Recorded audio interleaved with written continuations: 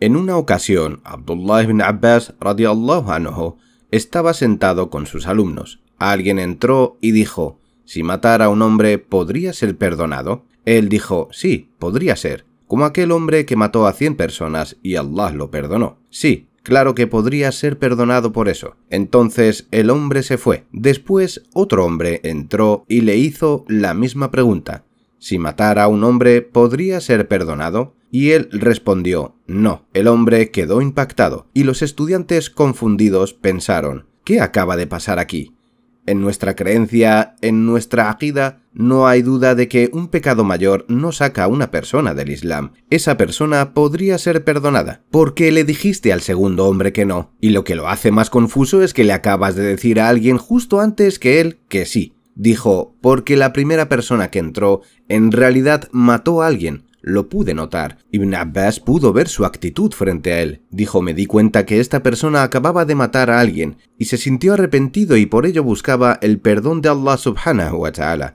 Entonces le dije: sí, Allah podría perdonarte. Continuó diciendo: el segundo hombre, por otro lado, quería matar a alguien, como si viniera a obtener permiso para matar, literalmente. Su actitud era esa. Pensaba cometer el gran pecado y pretender decir astaghfirullah después y así creer que estará todo perdonado empezando a rezar y cosas así. Pero no. ¿En qué estaría pensando llegando al punto en el que estaba planeando sus pecados con alevosía? Él planeaba pecar en unos días y a sabiendas, ignorando todas las advertencias e ignorando cualquier no lo hagas, no lo hagas, no lo hagas. Allah subhanahu wa ta'ala quiere que tomemos nuestros pecados en serio. Sin embargo, hay una gran diferencia entre alguien a quien le define el pecado y alguien a quien su tauba, arrepentimiento, lo define. Te daré un ejemplo. Iblis. ¿A quién le importa los miles de años de adoración que realizó antes de que cometiera ese pecado? ¿Verdad? Porque permitió que ese pecado definiera quién es. Ablasa se desesperó. Washatana se distanció de Allah subhanahu wa ta'ala. Su kibr lo definió. Su arrogancia y orgullo lo definió. Su pecado definió quién era, porque cuando reconoció que desobedeció a Allah subhanahu wa ta'ala, no volvió a Allah subhanahu wa ta'ala. Se apartó de Allah, dejando esos miles de años de adoración absolutamente inútiles. Mientras que hay personas que han hecho cosas mucho peores que eso, mucho peor de lo que Iblis hizo en ese momento, quiero decir, obviamente ha cometido mucho mal desde entonces, cosas mucho peores de lo que hizo en un principio. Si miramos a una persona como Yunus alayhi salam, Yunus dejó que su pecado definiera quién era o lo hizo su arrepentimiento. Su tauba lo definió, se arrepintió de su error e invocó a Allah desde un lugar desde el cual nadie le había invocado antes. Le suplicó desde el estómago de la criatura que se lo tragó. La lección está en que, después de desobedecer a Allah y de ser injusto consigo mismo, se arrepintió y no se separó del camino de Allah a pesar de la dificultad.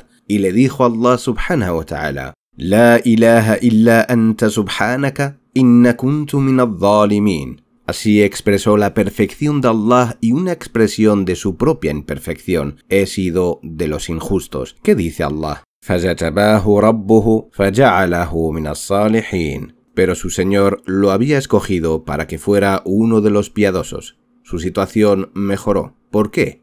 Por su arrepentimiento. Y Rasulullah sallallahu alaihi wasallam dijo: nadie está en dificultades e invoca a Allah subhanahu wa ta'ala con la dua de Yunus alaihi salam sin que Allah alivie esas dificultades. ¿Por qué? Porque eso es lo que fue Yunus. Eso fue lo que le definió, su arrepentimiento. Si lees sobre personajes de la historia del Islam, encuentras personas que hicieron cosas realmente malas. Me refiero, por ejemplo, a Abdullah bin Mubarak, rahimahullahu ta'ala. No hay ningún hombre en la historia del Islam, después de este sahaba, que tenga más libros escritos sobre sus virtudes que Abdullah bin Mubarak. Y fue un gran vividor antes del Islam. Solía beber, era músico, su casa era el lugar de las fiestas en Maru, Irán. La casa de Abdullah bin Mubarak era un salón de fiestas, pero su tauba, su arrepentimiento, fue lo que le definió como persona. Malik ibn Dinar rahimahullahu ta'ala anteriormente era un borracho, no oró durante 17 años, mató a su propia hija porque estando borracho mientras jugaba con ella, la arrojó por accidente, pero su tauba lo definió,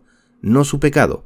Fudail ibn Ayyad rahimahullahu ta'ala era un adúltero, Él dijo solía cometer adulterio todas las noches con la misma persona al descubierto. Y él dijo que durante el día era un salteador de caminos, pero él se definió por su arrepentimiento, no por su pecado, porque cuando cambió, verdaderamente cambió.